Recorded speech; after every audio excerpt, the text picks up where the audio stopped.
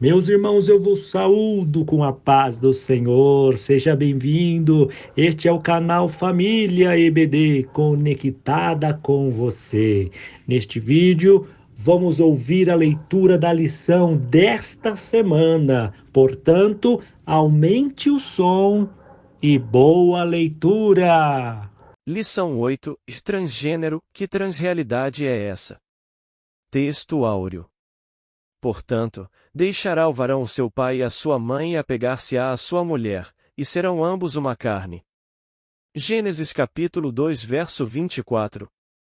Verdade prática. A sexualidade bíblica e heterossexual, biologicamente definida conforme o sexo divinamente criado. Leitura bíblica em classe. Gênesis capítulo 2 verso 7 verso 18 a 25. E formou o Senhor Deus o homem do pó da terra e soprou em seus narizes o fôlego da vida, e o homem foi feito alma vivente. E disse o Senhor Deus: Não é bom que o homem esteja só, far-lhe-ei uma adjutora que esteja como diante dele. Havendo, pois, o Senhor Deus formado da terra, todo animal do campo e toda ave dos céus, os trouxe a Adão, para este ver como lhe chamaria, e tudo que Adão chamou a toda a alma vivente, isso foi o seu nome. E Adão pôs os nomes a todo o gado, e às aves dos céus, e a todo animal do campo, mas para o homem não se achava adjutora que estivesse como diante dele. Então, o Senhor Deus fez cair um sono pesado sobre Adão, e este adormeceu, e tomou uma das suas costelas e cerrou a carne em seu lugar. E da costela que o Senhor Deus tomou do homem formou uma mulher, e trouxe-a a Adão. E disse Adão: E esta é agora osso dos meus ossos e carne da minha carne, esta será chamada varoa, porquanto do varão foi tomada. Portanto, deixará o varão o seu pai e a sua mãe e apegar-se-á à sua mulher, e serão ambos uma carne. E ambos estavam nus, o homem e a sua mulher, e não se envergonhavam. Introdução. Biblicamente, os seres humanos possuem um sexo biologicamente determinado, de conformação heterossexual, Gênesis capítulo 2 verso 24. No entanto, a desconstrução dos valores e a revolução sexual apresentam novas formas de sexualidade, dentre elas, a transgeneridade. Nesta lição, veremos as características desse fenômeno, a visão bíblica de sexo, gênero e os efeitos da ideologia transgênero. Nosso objetivo é reafirmar a vontade de Deus quanto ao ser humano viver de maneira coerente com o propósito divino por meio de seu sexo biológico. Primeiro tópico: compreendendo o pensamento da transgeneridade. Primeiro ponto: identidade de gênero.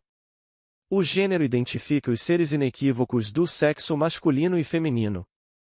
Não obstante, na década de 1970, as feministas usavam o termo gênero para o diferenciar do sexo anatômico. As ciências sociais passaram a enfatizar que o comportamento social dos gêneros é estabelecido pela cultura e não pelas características biológicas do sexo.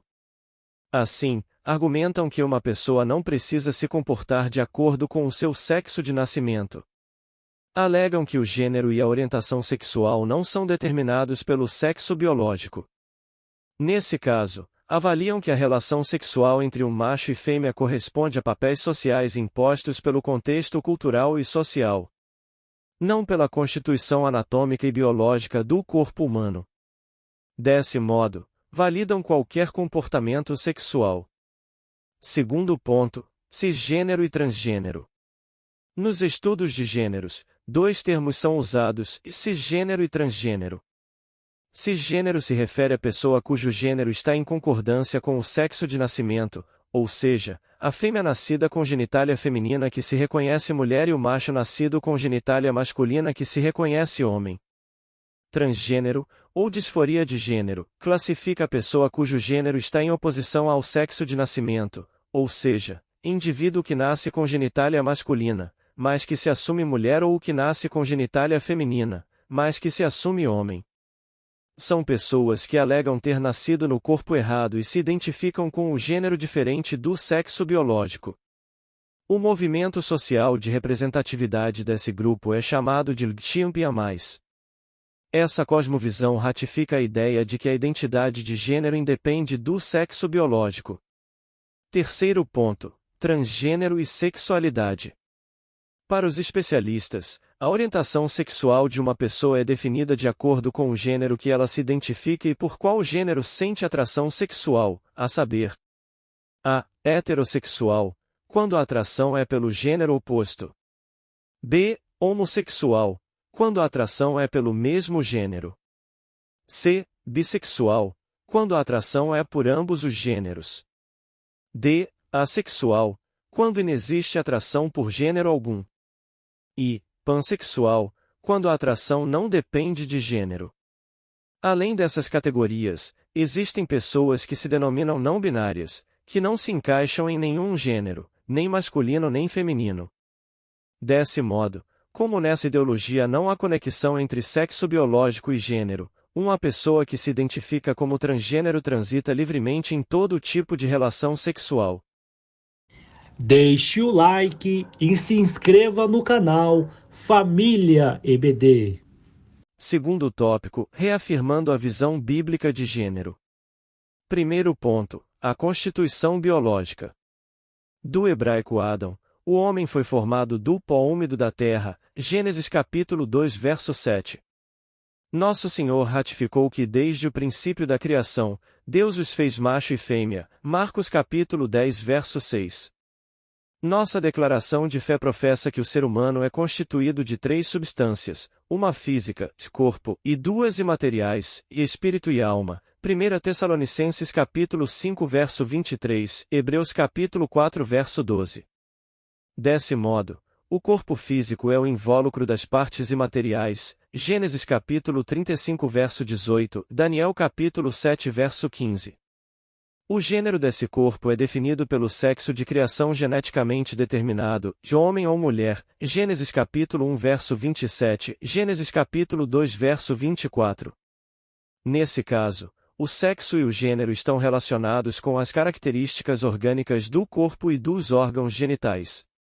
Significa que na criação divina, os cromossomos sexuais XY determinam o sexo masculino, macho, e os XX determinam o sexo feminino, fêmea.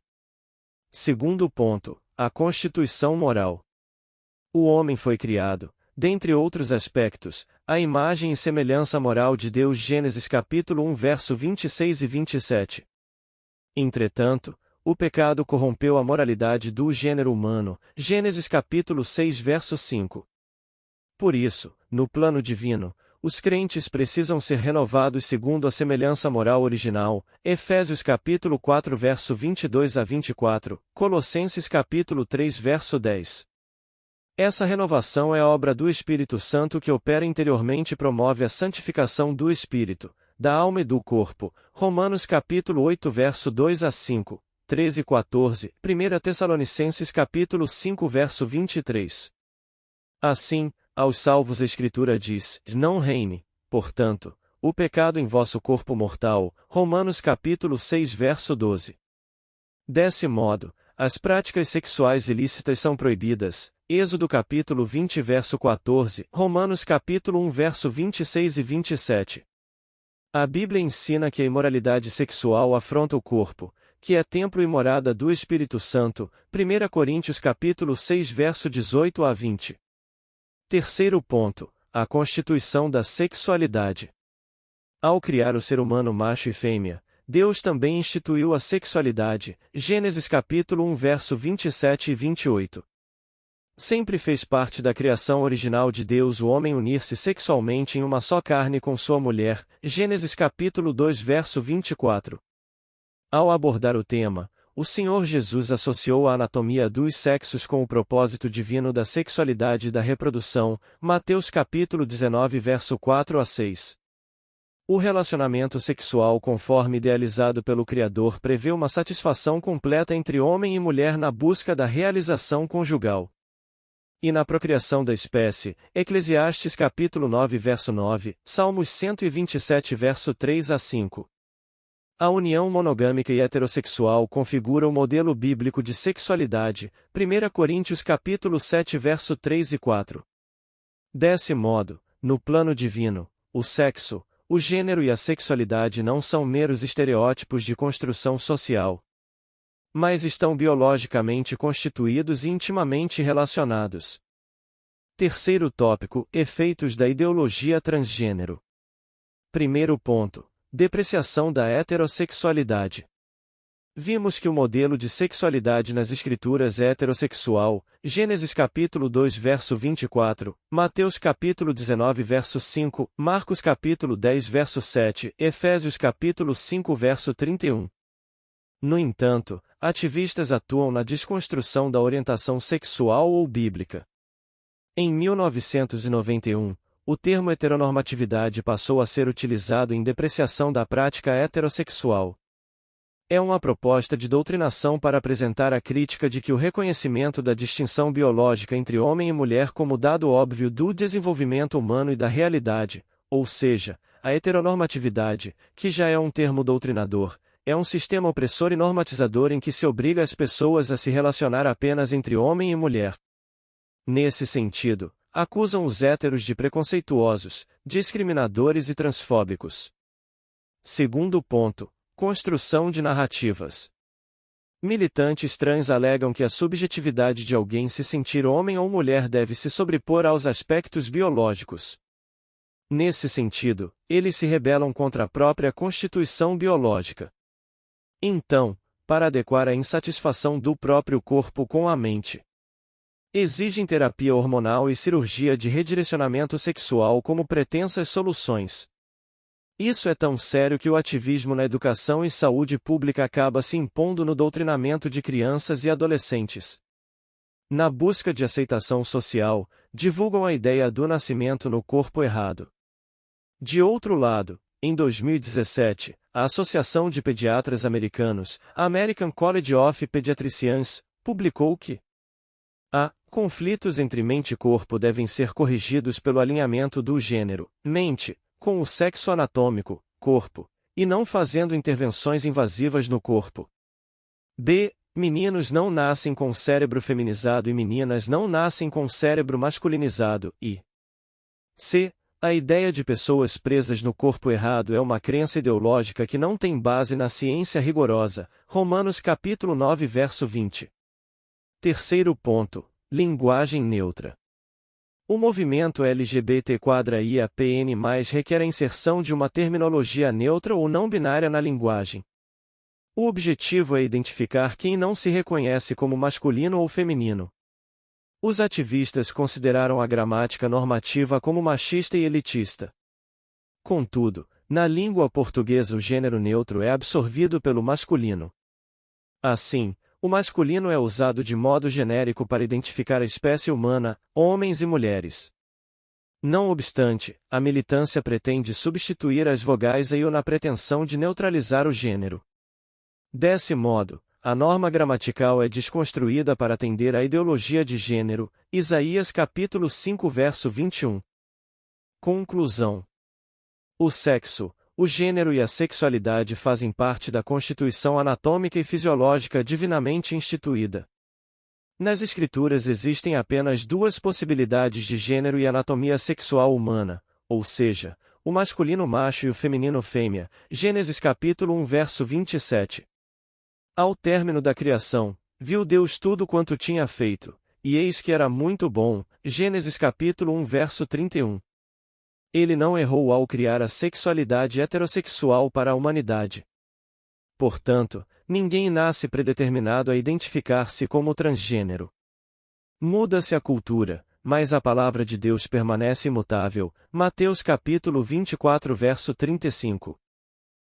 Deixe o like e se inscreva no canal Família EBD.